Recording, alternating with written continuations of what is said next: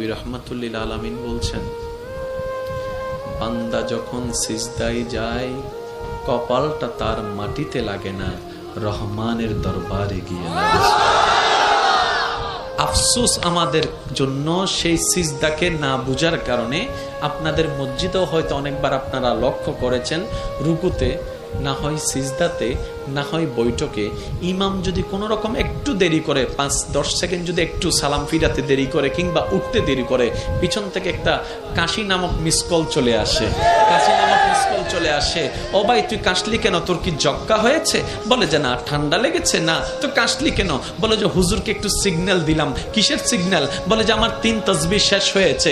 হুজুর আপনারটা শেষ হলে আপনি এবার তুলতে পারেন, আপনি এবার মাথাটা তুলতে পারেন, আপনি এবার মাথাটা তুলতে পারেন। হুজুর আমার তাশাহুদ শেষ হয়েছে, দরুদ শেষ হয়েছে, আপনার শেষ হলে আপনি এবার সালামটা ফিরাতে পারেন। কিরে ভাই, নামাজ তো মওলার সামনে দাঁড়ানোর একটা সুবর্ণ সুযোগের নাম, নামাজ তো গুনাহ মাফের একটা জারিয়ার নাম, নামাজ তো রবের রহমত পাওয়ার একটা জারিয়ার নাম।